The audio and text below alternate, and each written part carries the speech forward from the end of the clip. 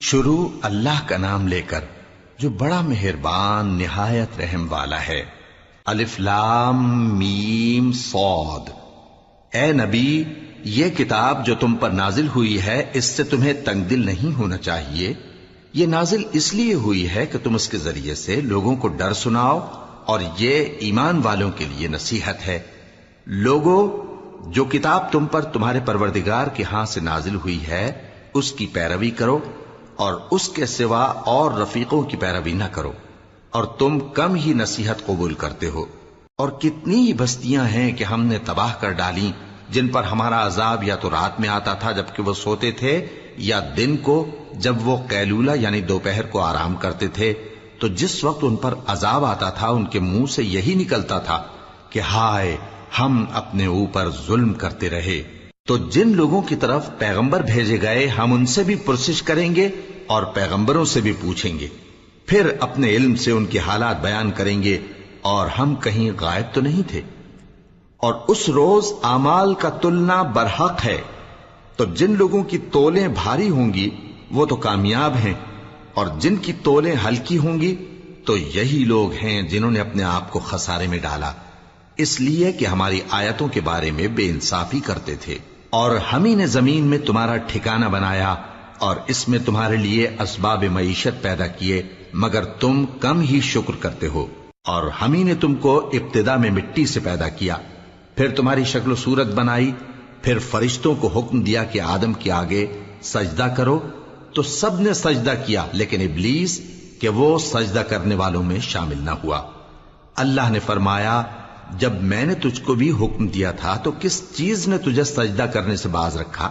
اس نے کہا کہ میں اس سے افضل ہوں، مجھے تو نے آگ سے پیدا کیا ہے اور اسے مٹی سے بنایا ہے۔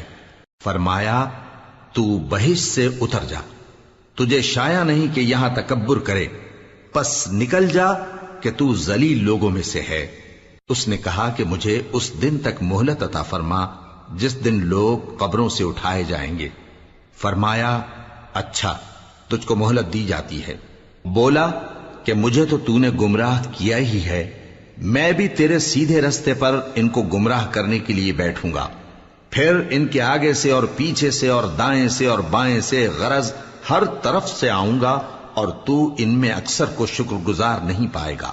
اللہ نے فرمایا، نکل جا یہاں سے پاجی مردود، جو لوگ ان میں سے تیری پیروی کریں گے میں ان کو اور تجھ کو جہنم میں ڈال کر تم سب سے جہنم کو بھر دوں گا۔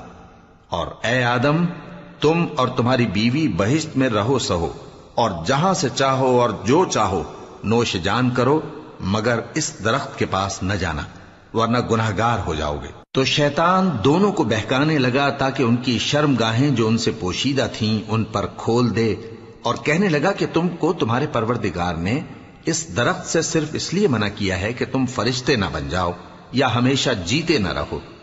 اور ان سے قسم کھا کر کہا کہ میں تو تمہارا خیر خواہ ہوں۔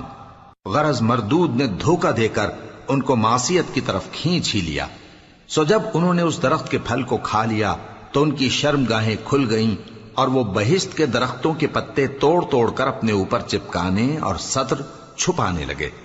اور ان کے پروردگار نے ان کو پکارا کہ کیا میں نے تم کو اس درخت کے پاس جانے سے منع نہیں کیا تھا، اور جتا نہیں دیا تھا کہ شیطان تمہارا کھلم کھلا دشمن ہے؟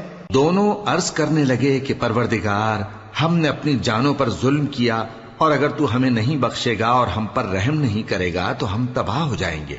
فرمایا، تم سب بہشت سے اتر جاؤ، اب سے تم ایک دوسرے کے دشمن ہو، اور تمہارے لیے ایک وقت خاص تک زمین میں ٹھکانا اور زندگی کا سامان کر دیا گیا ہے۔ فرمایا کہ اسی میں تمہارا جینا ہوگا اور اسی میں مرنا، اور اسی میں سے قیامت کو زندہ کر کے نکالے جاؤ گے۔